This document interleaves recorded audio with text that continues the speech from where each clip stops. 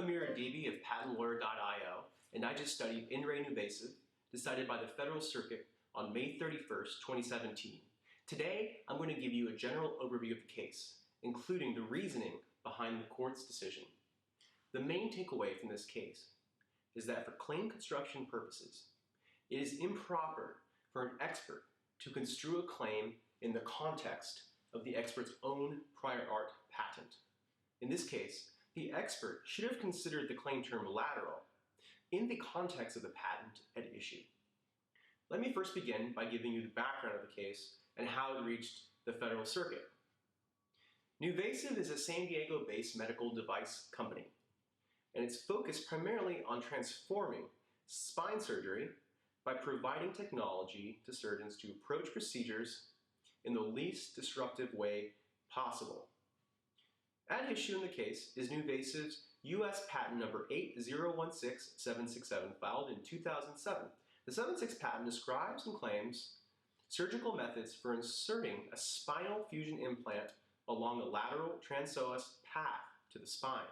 The methods involve using nerve monitoring to avoid damaging sensitive motor neurons, particularly in the nerve-rich psoas muscle.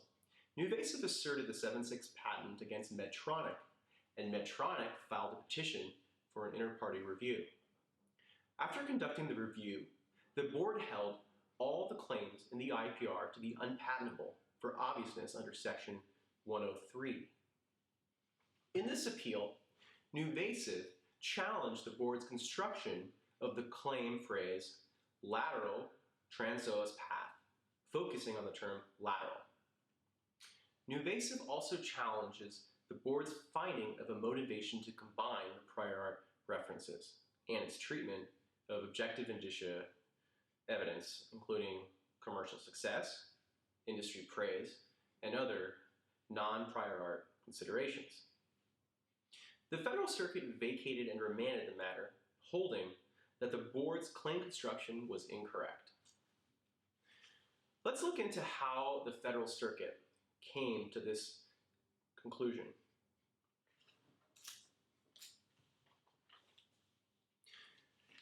Now, one common treatment for back pain is interbody spinal fusion surgery. In this surgery, the surgeon removes damaged disc material between vertebrae and inserts an implant in its place. The NuVasive patent explains how prior art methods generally required approaching the spine from the front or anterior or the back, posterior of the patient. Both front and back approaches, however, have problems. Approaching from the front or anterior often required an additional surgeon to assist in navigating around the bowels and major blood vessels. And approaching from the back or the posterior often required removing portions of the bony processes of the spine. Now, approaching from the side of the patient might avoid some of these problems, but NuVasive's patent explains the risks of doing so. For example, insertion of instruments to create an operative corridor could damage the lumbar plexus, which are a bundle of leg control nerves in the psoas muscle. NuVasive's patent gets around these problems by equipping the surgical instruments used to create the operative corridor with electrodes. The electrodes emit electrical signals, and these electrical signals cause nearby nerves to depolarize, which in turn cause the muscles controlled by those nerves to contract. The effect on the muscles is monitored and communicated to the surgeon, enabling the surgeon to adjust the path of the instruments to avoid the nerves. NuVasive's patent explains that the instruments that may be equipped with the electrodes are an elongate stimulation instrument, which is the first instrument advanced through the patient's body, a series of sequentially larger dilators, which are inserted over the initial dilator to widen the opening to the spine, and a retraction assembly, which is inserted over the dilating cannulas and used to hold the operative corridor open when the dilating cannulas are removed.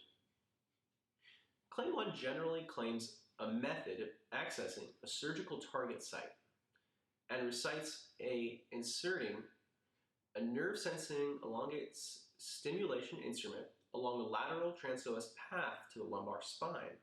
The limitation along the lateral transpsoas path is recited 8 times in the claim. In its petition for IPR, Medtronic rested its challenge on the following claim construction of lateral transpsoas path to the lumbar spine. That is, a lumbar approach refers to a path to the spine starting from the side of the patient, and a transpsoas path is a path in which the surgical instruments passes through the psoas muscle. The board instituted a review on one ground, that claims 1, 2, 4, 5, 10, 15, 17, and 18 would have been obvious over a combination of 4 references, including branch, Koros, Blewett, and open chain. The open chain reference is central to this decision because the board ends up relying on the deposition testimony of Dr. Openchain, who is the inventor of the open chain reference. In NuVasive's response filed after the IPR was instituted, NuVasive did not address the construction of lateral transpsoas path and argued instead that open chain did not disclose a lateral transpsoas path, but instead was limited in its teachings to an anterior or anterolateral approach that traversed only the psoas muscle's most anterior fibers, which do not contain the sensitive nerves that NuVasive's patent was expressly designed to avoid. In addition, NuVasive also presented evidence of long-felt need for a safe and reproducible lateral transpsoas approach, and that NuVasive's extreme lateral interbody fusion, or XLIF, surgical technique, which uses nerve monitoring to achieve safe passage through the psoas muscle, had been first met with skepticism, but later was praised, commercially successful, and the object of copying by competitors. In its final written decision, the board construed lateral transpsoas path to the lumbar spine to encompass a path to the lumbar spine which passes through any portion of the psoas muscle, regardless of the portion, degree, or extent of passage through the psoas, and which is lateral to any degree as compared to an anterior puncture. In construing the limitation, the board relied on the deposition testimony of Dr. Openchain, the inventor of the Openchain 962 reference, where Dr. Openchain stated that lateral will be anything that's basically lateral to an anterior puncture. The board found that Openchain 962 taught an approach along the lateral transpsoas path as the board had construed that claimed phrase. Now, the board explained that even if one of ordinary skill in the art would have understood the approach disclosed in Openchain as traversing only the neurologically safe anterior-most portion of the psoas muscle, the challenge claims were not limited to traversing the dangerous, nerve-rich part of the psoas. The board relied on Branch, Koros, and Blewett for disclosing the limitations of the claims, and made an obviousness to combine argument. Now, the board gave little weight to NuVasive's evidence of long-felt need, commercial success, and so on, because NuVasive had not shown a sufficient nexus between the claimed subject matter and the objective indicia. Now, NuVasive appealed, and during briefing, Medtronic withdrew, and the PTO's director had to intervene to defend the board's decision. Next, I will give you an overview of the court's analysis and reasoning behind their opinion.